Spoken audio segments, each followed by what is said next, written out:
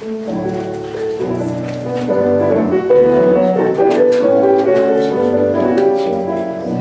Skinny, I have the tea, dear.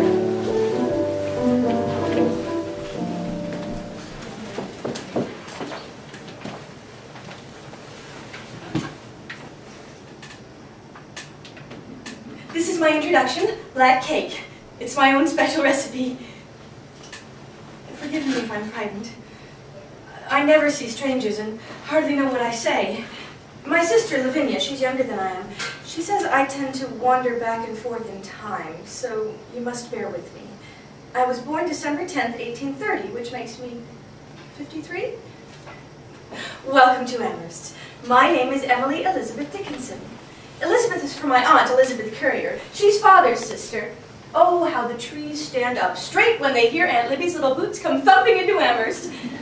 She's the only male relative on the female side. Dear Aunt Libby, she looked perfectly at home in a Greek chorus. But I don't use my middle name anymore since I became a poet. Professor Higginson, the literary critic, doesn't think my poems are... well, no matter. I have had 7 poems published, anonymously to be sure, so you see why I prefer to introduce myself to you as a poet. Here in Amherst, I'm known as Squire Edward Dickinson's half-cracked daughter. Well, I am. The neighbors can't figure me out. I don't cross my father's ground to any house or town. I haven't left the house in years. When the census taker asked my occupation, I just said, at home. The soul selects her own society, then shuts the door.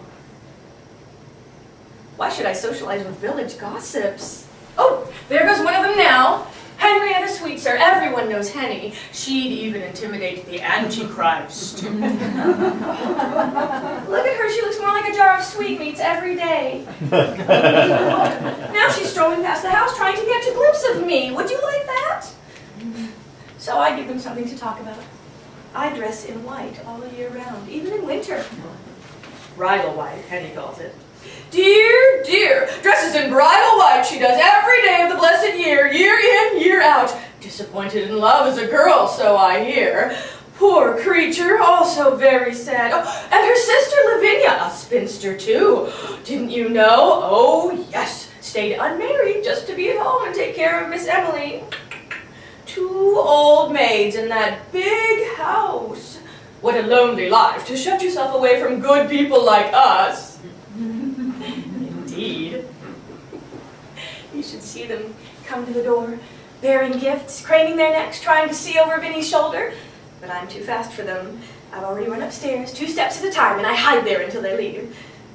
You can imagine what they make of that. One old lady came to the house the other day to get a peek inside. I surprised her by answering the door myself. She stammered something about looking for a house to buy. To spare the expense of moving, I directed her to the cemetery.